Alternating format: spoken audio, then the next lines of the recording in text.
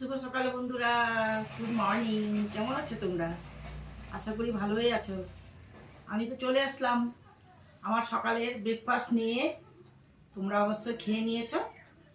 আমি তো সকালে মর্নিং ওয়াক করে এসে চানা এই সমস্ত বুট শশা এগুলো খেয়ে নিই, তারপর আস্তে আস্তে টিফিন বানিয়ে তারপরে খাই। তোমাদেরকে না দেখিয়ে তো আমি খেতে পারি না। দেখো আমি আজকে কী বানিয়ে নিয়েছি, দেখো বন্ধুরা। এই আটা দিয়ে 3 কোনা করে 2টো পরোটা বানিয়েছি, এই একটা একটা দুটো। আর এটা জহা ফল পেঁয়াজ দিয়ে মিষ্টি কুমড়ো অল্প দিয়েছি, দিয়ে ভেজে নিয়েছি সুন্দর করে, হালকা হালকা করে খেতে ভালো লাগে, রুটির সাথে হেভি লাগে। আর একটা ডিম হাফ করে নিয়েছি, আর একটু বিট নুন ছুটিয়ে দিয়েছি।